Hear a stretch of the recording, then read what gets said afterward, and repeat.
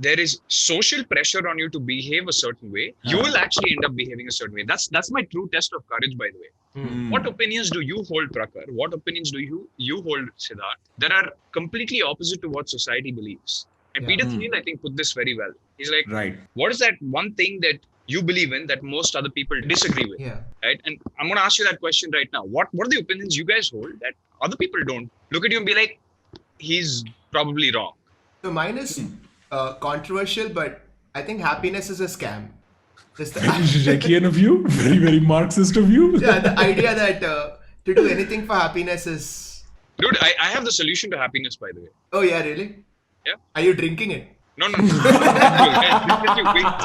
This gives you wings. This is very different. This is I have the Product answer. placement, guys. Product Product placement. placement. And Sid, I'm pretty sure you've also utilized the secret to happiness. Yeah. One out of any of the SSRIs that are available right now. That's the point, right? Like, we know the end goal. I mean, the means justify the end. Just take antidepressants. You'll be happy all your life.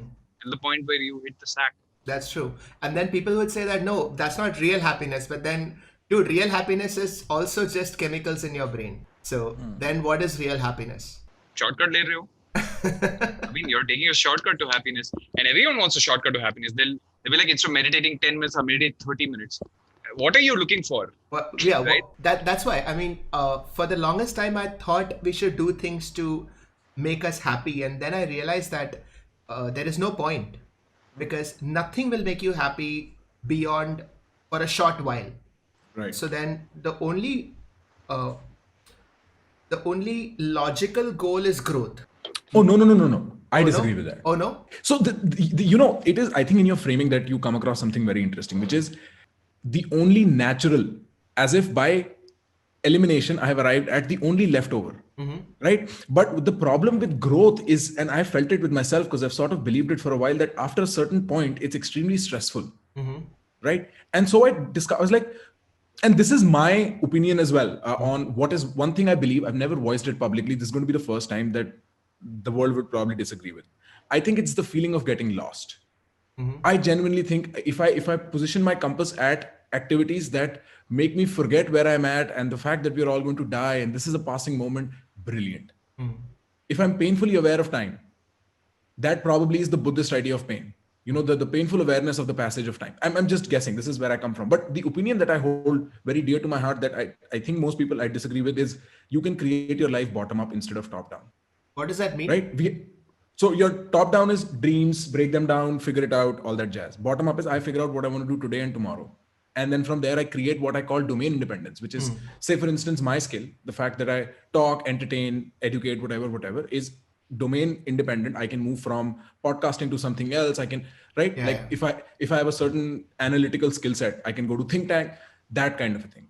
Like instead of figuring out what you want to become and then Reverse engineering it. yeah, figuring out your end goal and then figuring out who you are, you figure out who you are first. Yeah, you figure out who you are first and you take like the most then organic form of yes. Right. So that is probably why we disagree about that too. But I have been experimenting. When I say growth, yeah, I mean, I very much mean personal growth, like the idea of discovering who you are, like building yourself. Right. That's it. That's what I mean by growth. But it invariably involves, so if there is growth, then I have a teleology, an end point. Okay? And then a reverse engineer. No. मैं कह रहा हूँ यहीं से चलो. Why should there be an end point in growth? Because, I mean, the whole purpose of growth is to arrive somewhere, right? No. फिर? The purpose of growth is growth. So growth for the sake of growth. Yeah, that's as it. a process. As a process. But यार उसमें भी ना, like for instance, how do you accommodate then say pleasure, relaxation, leisure, or like just purely like familial or fraternal activity, you know, all without saying you also need a break from growth.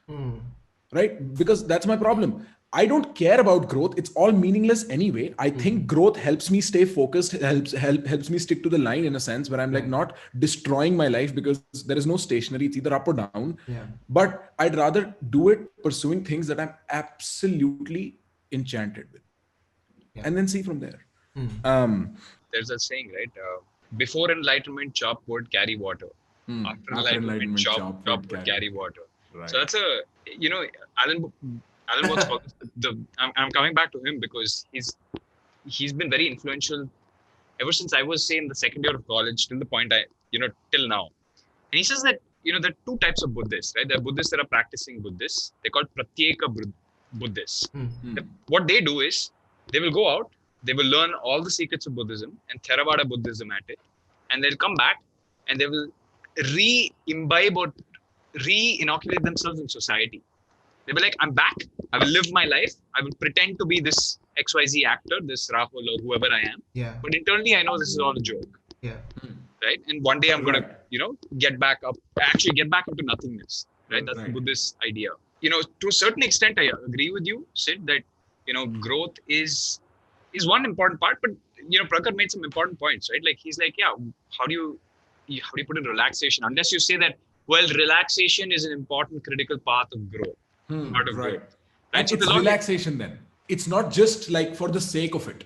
It's for the sake of relaxation. And you know what I think? With losing yourself, which is kind of like flow, which is kind of like all that other jazz, and growth, which is kind of like the Stoic model, or like even what Socratic model of self-mastery and all of that, they have a very strong overlap. Usually end up in the same domain. The odds are you are moving in the same direction when you're aiming for growth, because it's like, I don't see a point, or actually that won't be fair to say, but sometimes I am discouraged by the forceful or the force that puts me in a direction instead of the direction I'm going in naturally. Yeah. It's like, if somebody does not want to get fit and it's not their goal to have a six-pack ab, they should not feel because the convention is such of personal growth that you must be, right? Yeah, they should just go in whatever direction, man. Exactly what my point was, that when I say growth, somehow subconsciously we assume that there is only one proper It's a self-help variety of way growth. of growth. Right. And there is a predestined path that, okay, growth must mean this. But the idea of personal growth is not that. The idea of personal growth is discovering however you want to grow. Right. And that could mean relaxation. That could mean traveling. Right. That could mean working out. It's that discovery itself is the biggest journey. As far as I'm concerned, I feel that happiness and all of those things are just stops on the way. Like, if you're happy, great, fine. But then the journey is not about the happiness. The journey is about and I don't think you can be happy for too long either, no, Sid? Yeah. Like, humans, hedonically, we biologically, it's not possible. It's not possible, because you'll get to a point, and I've done this so many times. I'm like, if I get here, I'll be happy. And I get there. I'm like, shit, I'm not happy anymore. I'll be happy, okay? I'll be happy for like 5 days. Yeah. And I'll be like, damn, I wish I got this right.